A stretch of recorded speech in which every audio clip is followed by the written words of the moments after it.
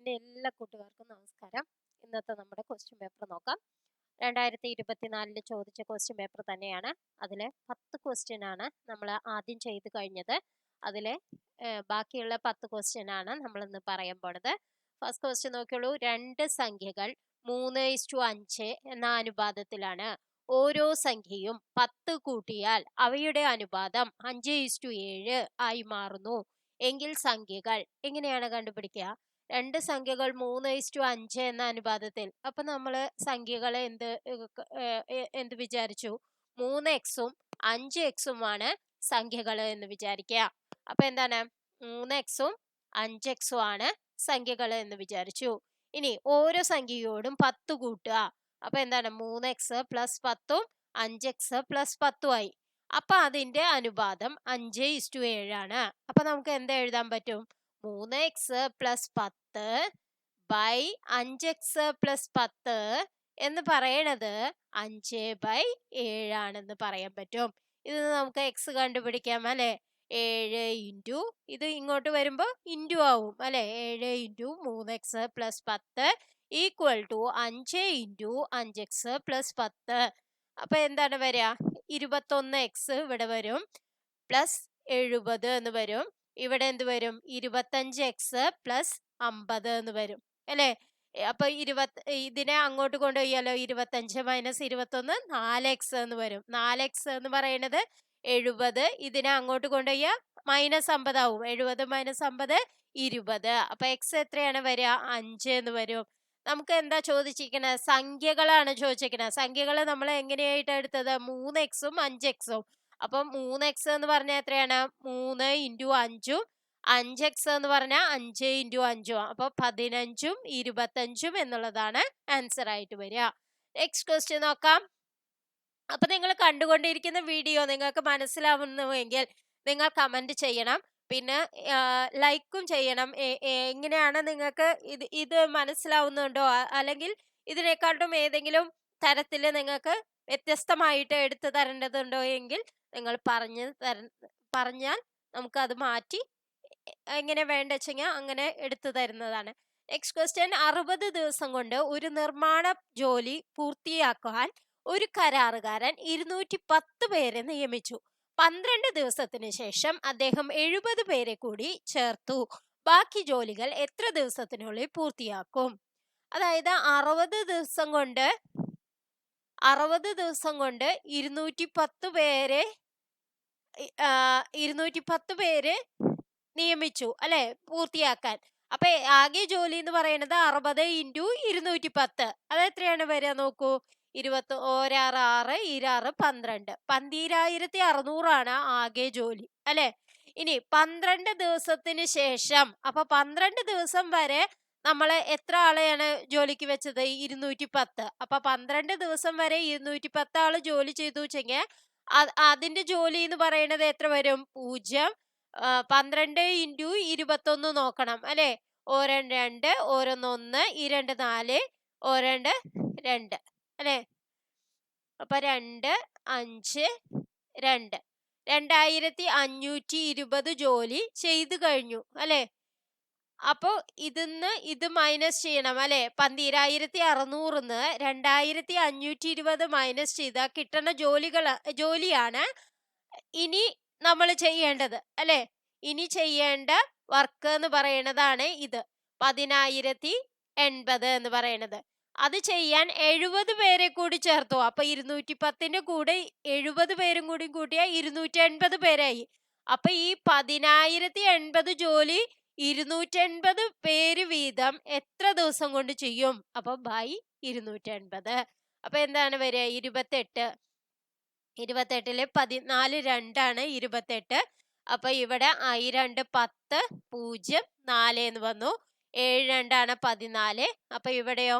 ഈ 2 4 I2 10 252 എന്ന് വന്നു. ഇനി ഇത് 7 കൊണ്ട് 3 7 21 42-ല് 6 7 42. അപ്പൊ 36 എന്നുള്ളതാണ് ആൻസർ ആയിട്ട് വരിക.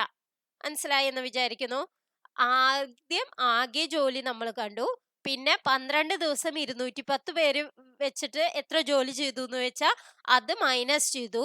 അപ്പൊ കിട്ടിയ ജോലിനെ 210ഉം 70ഉം അതായത് 250 കൊണ്ട് ഡിവൈഡ് ചെയ്തു. അപ്പൊ നമുക്ക് എന്താണ് ദിവസം, എത്ര ദിവസമാണ് ബാക്കി ജോലി ചെയ്യാൻ വേണ്ടത് എന്ന് മനസ്സിലായി. നെക്സ്റ്റ് ക്വസ്റ്റ്യൻ നോക്കാം. ഒരാൾ 2 കുതിരകളെ 6000 രൂപയ്ക്ക് വിൽക്കുന്നു. ഇടപാടിൽ നഷ്ടമോ ലാഭമോ അയാൾക്ക് ഇല്ല. അയാൾ ഒരു കുതിരയെ 25% ലാഭത്തിൽ വിറ്റെങ്കിൽ മറ്റേ കുതിരയെ വിൽക്കുന്ന നഷ്ടത്തിന്റെ ശതമാനം എത്രയാണ്?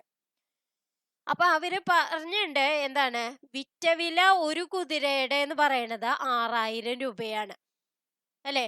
അപ്പൊ 2 കുതിരയ്ക്ക് എത്ര വരും? 12000 രൂപയാണ് വിറ്റ വില എന്ന് പറയുന്നത് 2 കുതിരയുടെ. ഇനി ലാഭം എത്ര ശതമാനാണെന്ന് പറഞ്ഞിട്ടുണ്ട്? ഒരു കുതിരയ്ക്ക് ലാഭം 25% എന്ന് പറഞ്ഞിട്ടുണ്ട് അല്ലെ. 25/100 അതാണ് 25% എന്ന് പറഞ്ഞാൽ 25/100. ശരി, ഇനി അപ്പൊ 25% ലാഭം. പിന്നെ വാങ്ങിയ വില എന്ന് പറഞ്ഞിട്ടുണ്ടെച്ചെങ്കിൽ, വാങ്ങിയ വില എന്ന് പറയുന്നത് വിറ്റ വില ഇൻറ്റു 100/100 പ്ലസ് ലാഭശതമാനാണ് അല്ലെ, ലാഭശതമാനം. അപ്പൊ നമുക്ക് എന്ത് വരും? വിറ്റ വില ഒരെണ്ണത്തിന്റെ എത്രയാണ്? 6000 രൂപയാണ് അല്ലെ. 6000 രൂപ ഇൻറ്റു 100/100 പ്ലസ് ലാഭശതമാനം എത്രയാണെന്ന് പറഞ്ഞേ? 25%. അപ്പൊ 25, 100 പ്ലസ് 25, ഇത് 25% എന്ന് എഴുതിയാൽ മതി കേട്ടോ, അല്ലാശെങ്കിൽ കൺഫ്യൂഷൻ ആവേ. ലാഭം അല്ല, ലാഭശതമാനാണ് 25. ലാഭശതമാനം 25. അപ്പൊ ലാഭശതമാനം അപ്പൊ 100 പ്ലസ് 25 വന്നു. ഇനി നമ്മൾ എന്താ ചെയ്യാ? അപ്പൊ ഇതിനെ എന്ത് ചെയ്യാം? 6000 ഇൻറ്റു 100/125 അല്ലെ. 25 എത്ര പ്രാവശ്യം പോവും? 5 പ്രാവശ്യം. ഇവിടെ 4 പ്രാവശ്യം പോവും. അപ്പൊ ഇവിടെ 5 എത്ര? 5 ആണ് 60. അപ്പൊ 1200 ഇൻറ്റു 4, അതായത് 12 48, 4800 രൂപയാണ് ഏത്? ഒരു കുതിരയുടെ വാങ്ങിയ വില. ഇനി വാങ്ങിയ വില ഒരു കുതിരയുടെ 4800 രൂപയാണ്. അപ്പോ 2 കുതിരകളെ എത്ര രൂപയ്ക്കാ വിൽക്കണത്? 12000 രൂപയ്ക്കാണ് വിൽക്കണത് അല്ലെ. അപ്പൊ 12000 മൈനസ് 4800 എന്ന് പറയണത് എത്ര വരും?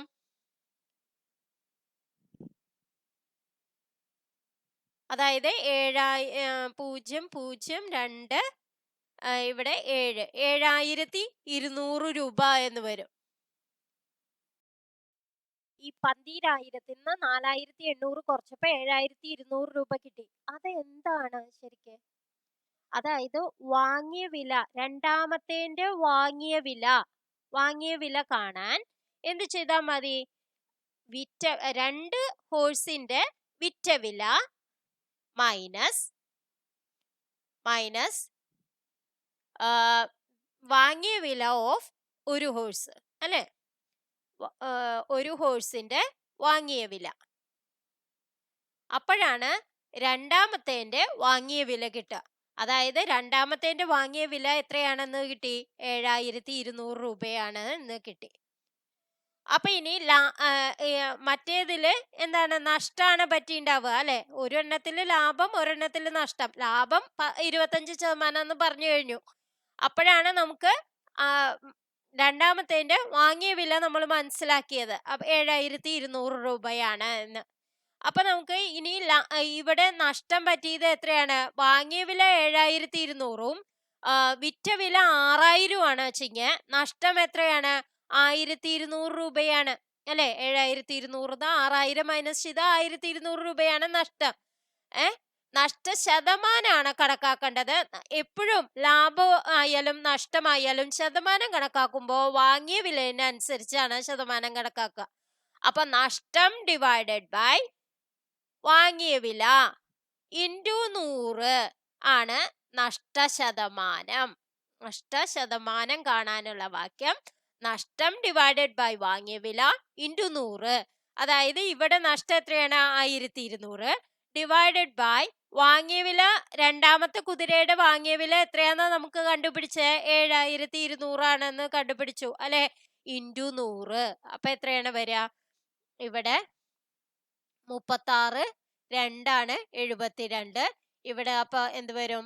600 എന്ന് വരും അല്ലെ? 600 എന്ന് വരും. 36-ല് 6 പ്രാവശ്യം പോവും. അപ്പൊ 100/6 എന്ന് വരും. അത് എത്രയാണ് വരിക? 100/6 എന്ന് പറഞ്ഞ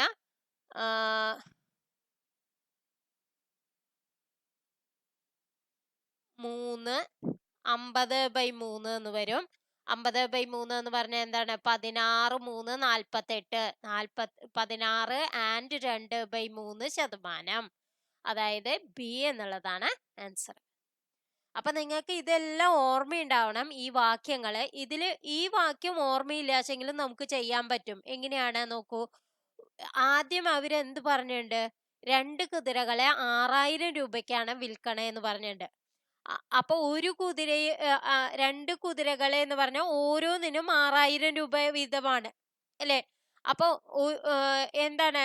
വാങ്ങിയ വിലയുടെ ഒരു കുതിരയ്ക്ക് 25% ലാഭത്തിൽ വിറ്റു എന്ന് പറഞ്ഞാൽ വാങ്ങിയ വിലയുടെ 125%-നാണ് വിറ്റുണ്ടാവുക അല്ലെ? അപ്പൊ എക്സിന്റെ 125%-ആണ് ഏതെന്ന് പറയുന്നത്? ഈ 6000 എന്ന് പറയുന്നത്. മനസ്സിലായോ? അപ്പൊ എക്സ് എന്ന് പറയുന്നത് എന്ത് വരും? 6000 ഇൻറ്റു 100/125. അതാണ് നമ്മൾ ഇവിടെ ചെയ്തത്. വാക്യത്തിൽ പറഞ്ഞപ്പോ വാങ്ങിയ വില ഈക്വൽ ടു വിറ്റ വില ഇൻറ്റു 100/100 പ്ലസ് ലാഭശതമാനം. ഇത് നമുക്ക് അറിയില്ലാച്ചെങ്കിലും നമുക്ക് ഇതിന്ന് ഉണ്ടാക്കാം. എങ്ങനെയാണ്? വാങ്ങിയ വിലയുടെ 125%-ആണ് 6000 എന്ന് പറയുന്നത്. അപ്പൊ എക്സ് എന്ത് വരും? വാങ്ങിയ വില എന്ത് വരും? 6000 ഇൻറ്റു 100/125. അപ്പൊ ഈ സ്റ്റെപ്പിലെത്തി നോക്കൂ. 6000 ഇൻറ്റു 100/125-ലെത്തി. അപ്പൊ അവിടുന്ന് നമുക്ക് എന്ത് കിട്ടും? 4800 ആണ് വാങ്ങിയ വില എന്ന് കിട്ടി. ആദ്യത്തെ കുതിരയുടെ വാങ്ങിയ വില 4800 ആണെന്ന് കിട്ടി അല്ലെ? 4800 ആണെന്ന് കിട്ടി. അവര് പറഞ്ഞിട്ടുണ്ട് ലാഭമോ നഷ്ടമോ ഇല്ല എന്ന് പറഞ്ഞിട്ടുണ്ട്. അപ്പൊ 12000 രൂപ കിട്ടിയപ്പോ അയാൾക്ക് വാങ്ങിയ വില, 2 കുതിരകളുടെ വാങ്ങിയ വില അയാൾക്ക് കിട്ടി അല്ലെ? 2 കുതിരകളുടെ വാങ്ങിയ വില എന്ന് പറയുന്നത് 12000 ആണ്. അപ്പൊ 12000-ന്ന് ഒരു കുതിരയുടെ വാങ്ങിയ വില 4800 മൈനസ് ചെയ്തപ്പോ മറ്റേ കുതിരയുടെ വാങ്ങിയ വില എത്ര കിട്ടി? 7200 എന്ന് കിട്ടി. മനസ്സിലായോ? അപ്പൊ ആ 7200 ആണ് രണ്ടാമത്തെ കുതിരയുടെ വാങ്ങിയ വില. അപ്പൊ വിറ്റ വില 6000 ആണ്, വാങ്ങിയ വില 7200 ആണ് രണ്ടാമത്തെ കുതിരയ്ക്ക്. അപ്പൊ നമുക്ക് എന്ത് പറ്റി? നഷ്ടം പറ്റി. എത്ര ശതമാനം നഷ്ടം? എന്താണ് പറ്റിയത്? 6000 7200 തമ്മിലുള്ള വ്യത്യാസം 1200 രൂപ നഷ്ടമാണ് പറ്റിയത്. അപ്പൊ നഷ്ടശതമാനം എങ്ങനെ കണക്കാക്കുക? നഷ്ടം ഡിവൈഡഡ് ബൈ വാങ്ങിയ വില ഇൻറ്റു 100. അപ്പൊ എങ്ങനെയാണ് നഷ്ടം ഡിവൈഡഡ് ബൈ വാങ്ങിയ വില എന്ന് പറഞ്ഞാൽ 1200 ബൈ രണ്ടാമത്തെ കുതിരയുടെ വാങ്ങിയ വില എന്താണ്? 7200 രൂപയാണ്. അപ്പൊ 1200 ഡിവൈഡഡ് ബൈ 7200 ഇൻറ്റു 100. എന്തുകൊണ്ടാണ് നമ്മൾ ഈ 12000 എടുത്തതെന്നാണ് ഞാൻ പറഞ്ഞു വന്നത്. കാരണം 2 കുതിരകള് വിറ്റപ്പോ അയാൾക്ക് ലാഭമോ നഷ്ടമോ ഇല്ല എന്ന് പറഞ്ഞു. അപ്പൊ 2 കുതിരകളെ വിറ്റ് കിട്ടിയ പൈസ എന്ന് പറയുന്നത് 2 കുതിരകളെ വാങ്ങിയ വിലക്ക് തുല്യമാണ് അല്ലെ?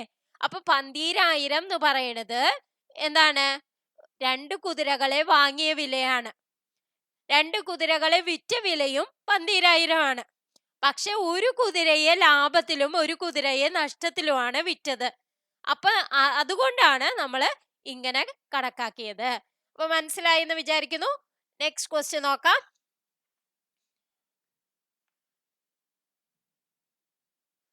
ഓരോ 1/10 കിലോഗ്രാം തൂക്കമുള്ള ആപ്പിൾ കൊണ്ട് ഒരു പെട്ടി നിറയ്ക്കണം. ആപ്പിൾ നിറച്ചതിന് ശേഷം പെട്ടിയുടെ ഭാരം 4/5 കിലോഗ്രാമിൽ കൂടരുത്. പെട്ടിയിൽ വെക്കാവുന്ന പരമാവധി ആപ്പിൾ എത്രയാണ്? ഈ ക്വസ്റ്റ്യൻ അവര് ഒഴിവാക്കിയതാണ്. എന്തുകൊണ്ടാണ് ഒഴിവാക്കിയത് എന്നുള്ളത് അല്ല വിഷയം. നമുക്ക് ഇത് എങ്ങനെ ചെയ്യാം എന്നുള്ളതാണ്. അപ്പോൾ ആപ്പിൾ നിറച്ചതിന് ശേഷം പെട്ടിയുടെ ഭാരം എത്ര വേണം? 4/5 വേണം. 4/5 കിലോഗ്രാം വേണം. ഓരോ ആപ്പിളിന് ഓരോ 1/10 കിലോഗ്രാം തൂക്കമുള്ള ആപ്പിൾ കൊണ്ട് ഒരു പെട്ടി. അപ്പൊ എത്ര പെട്ടിയിൽ വെക്കാവുന്ന പരമാവധി ആപ്പിള്? 4/5നെ 1/10 കൊണ്ട് ഡിവൈഡ് ചെയ്താൽ നമുക്ക് ആൻസർ കിട്ടും. അപ്പൊ എങ്ങനെയാണ്? 8 എന്നുള്ളതാണ് ആൻസർ ആയിട്ട് വരിക. പക്ഷെ അവര് ഒഴിവാക്കിയതാണ്. കാരണം എന്താണെന്ന് അറിയോ? ഓരോ 1/10 കിലോഗ്രാം തൂക്കമുള്ള ആപ്പിൾ കൊണ്ട് ഒരു പെട്ടി നിറയ്ക്കണം എന്നാണ് പറഞ്ഞിരിക്കുന്നത്.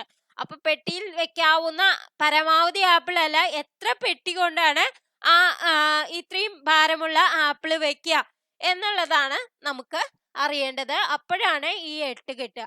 നെക്സ്റ്റ് ക്വസ്റ്റ്യൻ നോക്കാം. ഗണിത ശ്രേണിയിൽ 10,877 തുക ലഭിക്കാൻ എത്ര പദങ്ങൾ ചേർക്കണം? ഇതില് നമ്മള് SN equal to n/2 into 2a plus n-1 into d എന്നുള്ള ആ ഒരു ഈക്വേഷൻ വെച്ചിട്ട് നമ്മൾ ചെയ്യാൻ നോക്കിയ SN ഈക്വൽ ടു ഞാൻ പറയാം, SN ഈക്വൽ ടു ഇതാണ് വാക്യം. SN equal to n/2 into 2a plus n-1 into d.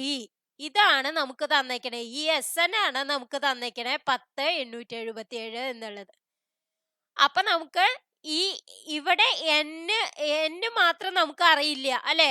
n/2 into 2a എന്ന് പറഞ്ഞ ഫസ്റ്റത്തെ ലെറ്റർ, ഫസ്റ്റത്തെ ഏതാണോ സംഖ്യ അത് 2 ഇൻറ്റു 5 അപ്പൊ 10 വരും.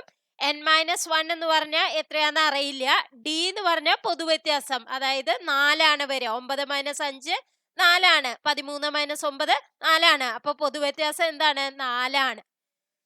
അപ്പൊ ഇനി നിങ്ങൾക്ക് ഏറ്റവും എളുപ്പത്തിൽ ചെയ്യാവുന്ന ഒരു മാർഗം, നമുക്ക് ഈ n-ന്റെ വാല്യൂ ആണ് കണ്ടുപിടിക്കേണ്ടത്. ഈ n-ൽ നമ്മൾ ഈ ഓപ്ഷൻസ് കൊടുത്തു നോക്കുക എന്നുള്ളതാണ്. അപ്പോഴാണ് കൂടുതൽ വേഗത്തിൽ നിങ്ങൾക്ക് ഈ ആൻസർ കിട്ടാൻ സാധിക്കും. അപ്പൊ ഈ 73 കൊടുക്കുമ്പോൾ നമുക്ക് ഈ ആൻസർ ശരിയായിട്ട് വരും. 73/2 ഇൻറ്റു 10 പ്ലസ് 72 ഇൻറ്റു 4 എന്ന് വരും അല്ലെ. അപ്പൊ 24 8 74 28. അപ്പൊ 298 അല്ലെ. 288ഉം 10ഉം 298. പിന്നെ 73/2 ഉണ്ട്. അപ്പൊ ഈ 2 ഇവിടെ ക്യാൻസൽ ചെയ്ത് പോകും. 2 4 2 8 18 9 2 18 149 ഇൻറ്റു 73 നോക്കുക. 9 27 2 4 3 12 2 14 1 4 9 7 63 6 4 7 28 6 34 3 10 അല്ലേ. അപ്പൊ 7 7 8 0 1 കിട്ടിയോ? ഇതേ ആൻസർ തന്നെ കിട്ടിയോ? അപ്പൊ n എന്നുള്ളത് എന്ത് കൊടുക്കാം? 73/2 എന്ന് കൊടുക്കാം.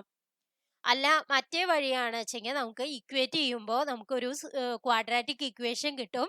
ആ ഇക്വേഷന് നമ്മൾ ആൻസർ വരുമ്പോഴേക്കും നമ്മൾ കുറേ സമയം കഴിയും. അപ്പൊ നിങ്ങളുടെ എക്സാം ഒക്കെ കഴിഞ്ഞിട്ടുണ്ടാവും. അപ്പൊ അങ്ങനെ ചെയ്യാണ്ടിരിക്കുകയാണ് നല്ലത്. നെക്സ്റ്റ് ക്വസ്റ്റ്യൻ നോക്കാം. 42 സെന്റിമീറ്റർ വ്യാസവും 10 സെന്റിമീറ്റർ ഉയരവുമുള്ള ഒരു സിലിണ്ടർ ആകൃതിയിലുള്ള ബക്കറ്റ് നിറയെ മണൽ നിറച്ചിരിക്കുന്നു. ബക്കറ്റിന്റെ മണൽ താഴേക്ക് ഇട്ടപ്പോൾ മണൽ ഒരു കോണിന്റെ ആകൃതിയിലേക്ക് മാറി. കോണിന്റെ ഉയരം 21 സെന്റിമീറ്റർ ആണെങ്കിൽ കോണിന്റെ അടിസ്ഥാന വിസ്തീർണം എത്ര? സിലിണ്ടർ അല്ലെ. സിലിണ്ടറിന്റെ വ്യാപ്തം കാണാനുള്ള സിലിണ്ടറിന്റെ വ്യാപ്തം കാണാനുള്ള വാക്യം എന്താണ്? πr² അല്ലെ. πr² ആണ്. h എന്ന് പറയുന്നത് അവര് തന്നിട്ടുണ്ട് 10 ആണെന്ന്. അപ്പൊ നമുക്ക് എന്ത് പറയാം? വ്യാസം തന്നിട്ടുണ്ട് 42 ആണെന്ന്. അപ്പൊ എന്താണ്? എന്തായിരിക്കും? 42ന്റെ പകുതി 21. അപ്പൊ 21² ഇൻറ്റു h എത്രയാണ്? 10 സെന്റിമീറ്റർ ആണ് എന്ന് പറഞ്ഞിട്ടുണ്ട്. അപ്പൊ ഇതാണ് സിലിണ്ടറിന്റെ വ്യാപ്തം. ആ വ്യാപ്തം അത്രയും മണല് താഴേക്ക് ഇട്ടപ്പോ കോണിന്റെ ആകൃതിയായി അല്ലെ. കോണിന്റെ വ്യാപ്തം കാണാനുള്ള വാക്യം എന്താണ്? കോണ് വ്യാപ്തം കാണാനുള്ള വാക്യം 1/3 പൈ ആർ സ്ക്വയർ ഹെച്ച് ആണ്. ഈ ഹെച്ച് അവര് തന്നിട്ടുണ്ട് 21 അല്ലെ. അപ്പൊ കോണിന്റെ അടിസ്ഥാന വിസ്തീർണം എന്ന് പറഞ്ഞാൽ പൈ ആർ സ്ക്വയർ ആണ് നമുക്ക് കണ്ടുപിടിക്കേണ്ടത് അല്ലെ. അപ്പൊ നമുക്ക് ഇവിടുന്ന് എന്ത് കിട്ടും? അതായത് ഇത്രയും വ്യാപ്തം ഇതാക്കി എന്നാണ് പറയണത്. അപ്പൊ പൈ ഇൻറ്റു 21 സ്ക്വയർ ഇൻറ്റു 10 അല്ലെ, divided by pi into R square into 21. അപ്പൊ പൈ വെട്ടിക്കളഞ്ഞു. ഇവിടെ എന്ത് വരും?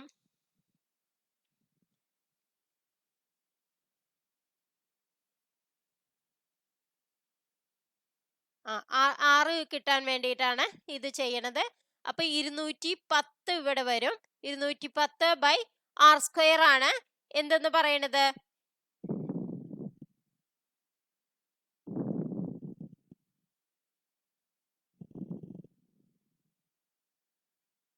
ഇതിനെ ഇത് ആക്കുകയല്ലേ ചെയ്തത്. ഇതില് നമ്മള് എന്താ ചെയ്യണമെന്ന് വിചാരിച്ചാൽ ഇത് ഒരു സ്റ്റെപ്പ് നമ്മളൊന്ന് മാറ്റിട്ടെ.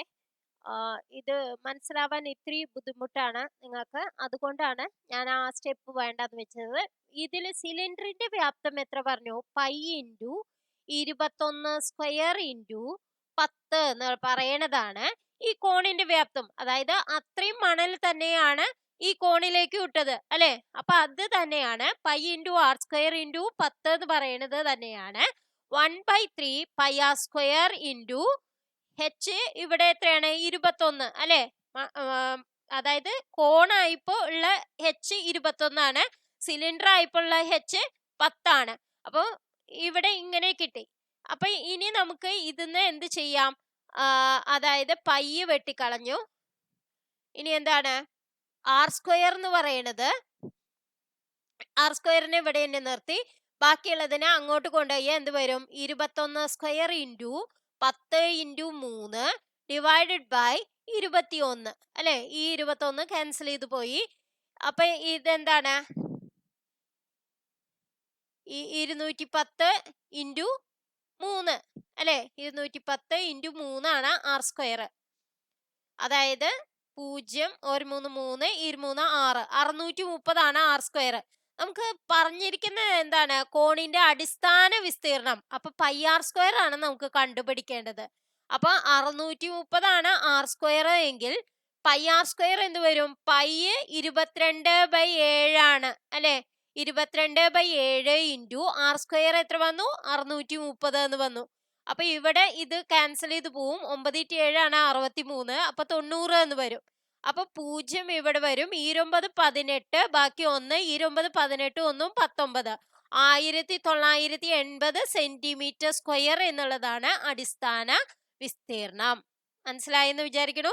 ആദ്യം നമ്മൾ സിലിണ്ടറിന്റെ വ്യാപ്തം കണ്ടു, പിന്നെ കോണിന്റെ വ്യാപ്തം കാണാനുള്ള വാക്യം എഴുതി. ഇത് രണ്ടും കൂടി ഇക്വേറ്റ് ചെയ്തപ്പോ നമുക്ക് ആർ സ്ക്വയർ കിട്ടി. അതിന്ന് പൈ ആർ സ്ക്വയർ കണ്ടുപിടിച്ചു. അപ്പൊ 1980 സെന്റിമീറ്റർ സ്ക്വയർ എന്നുള്ളത് കിട്ടി. നെക്സ്റ്റ് ക്വസ്റ്റ്യൻ നോക്കാം. 1 - 1/2 ഇൻറ്റു 1 - 1/3 ഇൻറ്റു 1 - 1/4 ഇൻറ്റു. ഇവിടെ നോക്കൂ, ഇങ്ങനെയുള്ള ഒരു സംഖ്യയാണ് ഒരു സംഖ്യകളാണ് തന്നിരിക്കുന്നതെങ്കിൽ ഒന്നിന്ന് അര മൈനസ് ചെയ്യുമ്പോൾ അരയാണ് വരിക.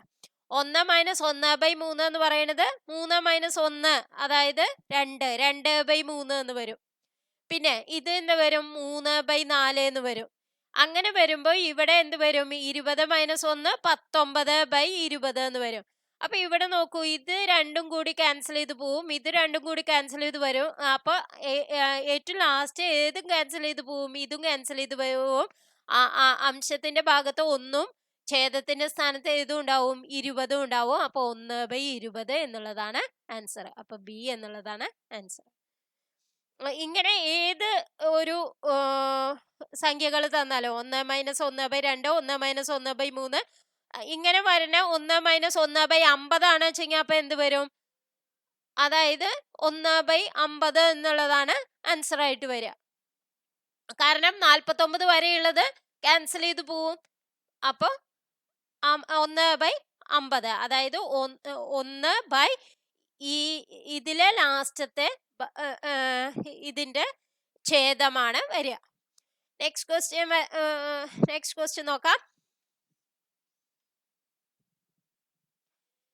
9x plus 3x minus 90 equal to 0 ആയാൽ എക്സിന്റെ മൂല്യം എന്ത്?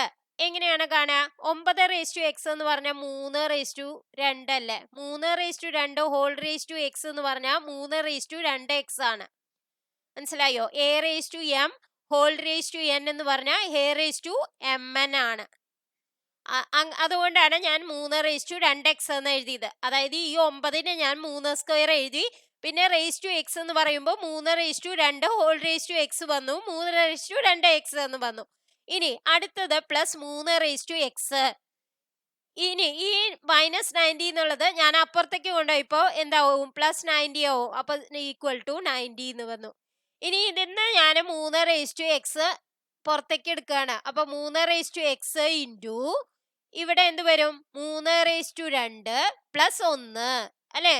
ഈ 3/x പുറത്തേക്ക് എടുത്തു കഴിഞ്ഞാൽ ഇവിടെ 3/2 ഉണ്ട്, ഇവിടെ 1 ഉണ്ട് അല്ലെ? 1 × 3/x ആണ് ഇത്. അപ്പൊ 1 ഉണ്ട്. അപ്പൊ 3² എത്രയാണ്? 9. 9 പ്ലസ് 1 എത്രയാണ്? 10. അപ്പൊ 3/x എന്ന് പറയുന്നത് ഈ 10നെ ഞാൻ അങ്ങോട്ട് കൊണ്ടുപോയി ഇപ്പൊ 90/10 ആയി അല്ലെ? അപ്പൊ എന്താണ്? 9 ആയി. അപ്പൊ 9നെ നമുക്ക് എന്താ എഴുതാം? 3² എന്ന് എഴുതാം. അപ്പൊ 3/x എന്ന് പറയുന്നത് 3/2 ആയ എക്സ് എന്താ വരും? 2 എന്ന് പറയാം അല്ലെ? 3/x 3 ആണ് രണ്ടിലും. അപ്പൊ നമുക്ക് ഇതിനെ ഇക്വേറ്റ് ചെയ്യാം. x = 2 എന്ന് പറയും. നെക്സ്റ്റ് ക്വസ്റ്റ്യൻ നോക്കാം.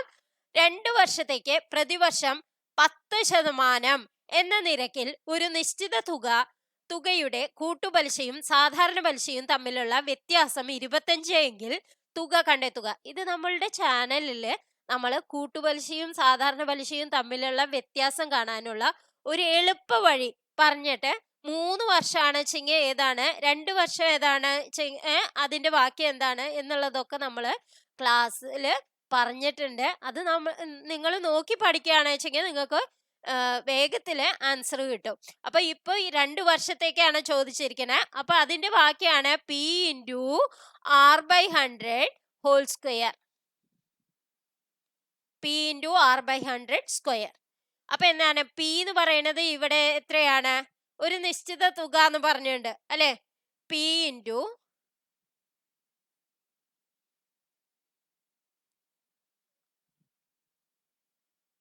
അതായത് ഇതിന്റെ വ്യത്യാസമാണ് ഞാൻ പറയുന്നത്. 2 വർഷത്തേക്ക് പ്രതിവർഷം 10% എന്ന നിരക്കിൽ ഒരു നിശ്ചിത തുകയുടെ കൂട്ടുപലിശയും സാധാരണ പലിശയും തമ്മിലുള്ള വ്യത്യാസം 25 എങ്കിൽ തുക കണ്ടെത്തുക എന്നാണ് പറഞ്ഞിരിക്കുന്നത്. അപ്പൊ നമ്മൾ ഇതിന്റെ രണ്ടിനും വ്യത്യാസം കാണാനുള്ള വാക്യം 2 വർഷത്തേക്കുള്ള കൂട്ടുപലിശയും സാധാരണ പലിശയും തമ്മിലുള്ള വ്യത്യാസം കാണാനുള്ള വാക്യമാണ് ഏത്? p × r/100 ഹോൾ സ്ക്വയർ എന്ന് പറയുന്നത്. അപ്പൊ ഇത് എന്ന് പറയുന്നത് എത്രയാണെന്നാണ് അവര് പറഞ്ഞത്? 25 ആണെന്ന് പറഞ്ഞു. അപ്പൊ p കണ്ടുപിടിക്കാനാണ് പറയുന്നത്. അപ്പൊ ഇവിടെ 6 തന്നുണ്ടോ? 10% ആണെന്ന് പറഞ്ഞിട്ടുണ്ട്. അപ്പൊ ഇവിടെ നമുക്ക് എന്താ എഴുതാം? p × 10/100. അപ്പൊ ഏത് ക്യാൻസൽ ചെയ്ത് പോവും? ഒരു 0 ക്യാൻസൽ ചെയ്ത് പോവും. ഹോൾ സ്ക്വയർ = 25 എന്ന് കിട്ടി. അപ്പൊ p എന്താ വരും നോക്കൂ. ഇവിടെ 10² വരുമ്പോ 100 വരും അല്ലെ? 25 × 100 എന്ന് വരും. അപ്പൊ എത്രയാണ് അത്? 2500. അതായത് ബി എന്നുള്ളതാണ് ആൻസർ. Next question നോക്കിയോളൂ. ഇതില് ഒരു ലോജിക്ക് നിങ്ങൾ ഓർത്തു വെക്കണം. കാരണം 60 - 10 ഇങ്ങനെയാണ് അവര് പറഞ്ഞിരിക്കണേ. 600 ആണ് എന്ന് പറഞ്ഞിട്ടുണ്ട്. അതായത് മൈനസ് പറഞ്ഞാൽ നമ്മള് ഇൻറ്റു എഴുതണം, ഇൻറ്റു ആക്കണം. അപ്പൊ ഇവിടെ ഇൻറ്റു ആയി. ഇനി ഡിവൈഡഡ് ബൈ പറഞ്ഞ എന്താണ്? 12ഉം 4ഉം കൂടി കൂട്ടിയിട്ട് 16 ആണ് എഴുതണേ. അപ്പൊ ഡിവൈഡഡ് ബൈ ആവുമ്പോ പ്ലസ് ആണ് എന്നാണ് പറഞ്ഞിരിക്കുന്നത്. അപ്പൊ ഇവിടെ നമ്മൾ എന്ത് എഴുതണം? പ്ലസ് എഴുതണം. ഇനി പ്ലസ് വരണോടത്ത് എന്ത് എഴുതണം? 10 + 2 എന്ന് പറഞ്ഞാൽ 5. അതെങ്ങനെ കിട്ടുക? ഡിവൈഡഡ് ബൈ ആക്കണം അല്ലെ? അപ്പൊ പ്ലസ് ഉള്ളോടത്ത് ഡിവൈഡഡ് ബൈ ആക്കണം. പിന്നെ ഇൻറ്റു ഉള്ളിടത്ത് എന്താ ചെയ്യണ്ടേ?